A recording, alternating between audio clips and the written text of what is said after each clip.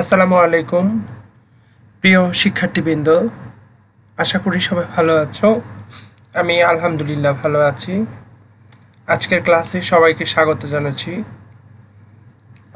ঠিক করতে যেসব বিষয়ের প্রয়োজন হবে, যেসব উপকরণের প্রয়োজন হবে, সেগুলো হচ্ছে তোমাদের সপ্তম শ্রেণীর বাংলা বই, বিভিন্ন ছবি, ভিডিও, গুগল আমরা ব্যবহার করব। এরপরে পাওয়ার পয়েন্ট প্রেজেন্টেশনের মাধ্যমে, পিসির মাধ্যমে আমরা পুরো ক্লাসটি উপভোগ করব। আশা করছি তোমরা ক্লাসের শেষ পর্যন্ত আমার সাথে থাকবে। আমরা একটা খণ্ডচিত্র দেখতে পাচ্ছি পাঠ সম্পর্কিত, চেষ্টা করব তোমাদেরকে দেখানোর জন্য। আশা করছি সবাই উপভোগ করবে। বাড়িতে বাজার এসেছে কখন? সাউন্ডটা হয়তো পাবে না। দেখো, আমি শেষ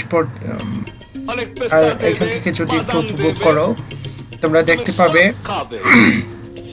কাবুলি একজন শুদ্ধ পিতা তার সন্তানকে যেভাবে আদর করে, কাবুলিওয়ালা এই চরিত্রটির মাধ্যমে তার সন্তানের প্রতি যে ভালোবাসার বহিঃপ্রকাশ, সেই বিষয়টি এখানে দেখানো হচ্ছে।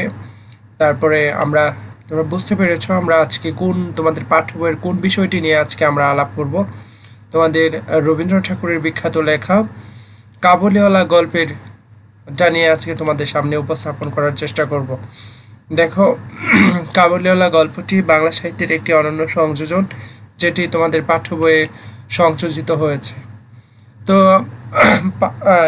এই পাঠটির মূল বক্তব্য হচ্ছে যে মানুষ বিভিন্ন পরিবেশে বেড়ে উঠলেও তার যে পিতৃহৃদয়ের অনুভূতি, তার যে সহজাত প্রবণতা, পিতৃত্বকে প্রকাশ করবার যে বিষয়টি, সেই বিষয়টি অত্যন্ত প্রগাঢ়ভাবে এই গল্পে রবীন্দ্রনাথ ঠাকুর উপস্থাপন করার চেষ্টা করেছেন। আমরা এই বিষয়টি দেখতে পাই। অর্থাৎ বাঙালি পিতা কিংবা মরুভূমির পিতা, দেশকালের সীমানা পেরিয়ে পিতৃহৃদয়ে কোনো পার্থক্য থাকে না। পিতা তার পিতৃত্বকে প্রতিষ্ঠিত করবার জন্য তার সর্বশক্তি দিয়ে চেষ্টা চালায়। অর্থাৎ সার্বজনীন পিতৃত্বকে প্রকাশ করবার জন্য পৃথিবীতে যত পিতা রয়েছে সব পিতাই চেষ্টা করেন তার পিতৃত্বকে সাবলীলভাবে উপস্থাপন করার জন্য, এবং সীমানা পিতার অন্তরে কোনো পার্থক্য করে না বা থাকে না। পিতা সন্তানকে সবসময় একই রকম ভালোবাসেন। গল্পে পিতার সার্বজনীন ও চিরন্তন রূপ উন্মোচিত। রবীন্দ্রনাথ ঠাকুর তার কাবুলিওয়ালা গল্পটির মধ্যে যে পিতৃত্বের যে শাশ্বত রূপ উন্মোচিত করা প্রয়োজন, সেই রূপটি উন্মোচিত করেছেন। অর্থাৎ রহমত নামে যে একজন খোবানি বিক্রেতা বা মিষ্টান্ন বিক্রেতা, সে হচ্ছে তার যে পিতৃত্ব, তার যে পিতৃসত্তা, সেইটাকে বাস্তবিক রূপ দেওয়ার জন্য তার মেয়েটির তার কাছ থেকে অনেক দূরে অবস্থান করে, সেই জন্য সে মিনিকে অত্যন্ত স্নেহ করে, এবং এই স্নেহময় রূপটি উন্মোচিত করার জন্য কাবুলিওয়ালা সর্বাত্মক চেষ্টা করেছেন। আমরা এই স্লাইডে দেখতে পাচ্ছি একজন বাঙালি বাবা এবং তার কন্যা। পরবর্তী স্লাইডে দেখতে পাচ্ছি রহমত ও তার কন্যাকে। আমরা একটা জিনিস এই স্লাইডটা দ্বারা পরিষ্কার বা প্রতিপাদক যে দেশকালের ভিন্নতা থাকলেও পিতৃ আদরে কোনো ভিন্নতা নেই। পিতার আদর সবসময় অত্যন্ত সাবলীল এবং চমৎকারিত্বের মধ্য দিয়ে প্রকাশিত হয়। এরপরে যদি আমরা দেখি, আমরা দেখব যে কাবুলিওয়ালা গল্পে মিনির সাথে কাবুলিওয়ালার যে সম্পর্ক, পৃথিবীর সব বাবার সাথে তার সন্তানের সম্পর্ক সেইটাই।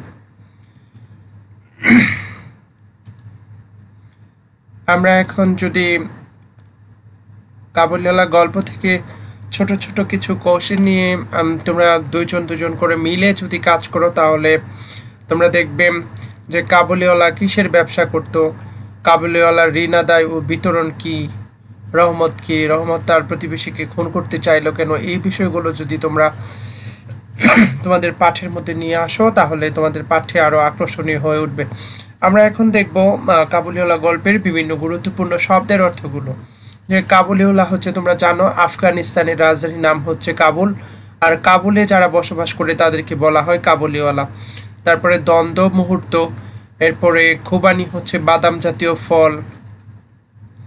ভাবোদয় ভাবের উদয়, সপ্তদশ 17। তারপরে হচ্ছে পরিচ্ছেদ অধ্যায়, নবেল উপন্যাস, সরি, কন্যারত্র মেয়ের আদরের নাম। এরপরে দরোয়ান হচ্ছে দারোয়ান শব্দের উচ্চারণ ভেদ। আমরা এখন দলগত কাজ দেখব, যে কাবুলিওয়ালা ও মিনির হৃদয়গ্রাহী যে সম্পৃক্ততা, সেই বিষয়টা নিয়ে আমরা আলাপ করব। এরপরে রহমত যেন পৃথিবীর সব বাবার প্রতিনিধি, পৃথিবীতে যত বাবা রয়েছে সব বাবার প্রতিনিধিত্ব করে এই রহমত, আর এই রহমত এই বিষয়টা নিয়ে তোমরা নিজেরা আলোচনা করবে।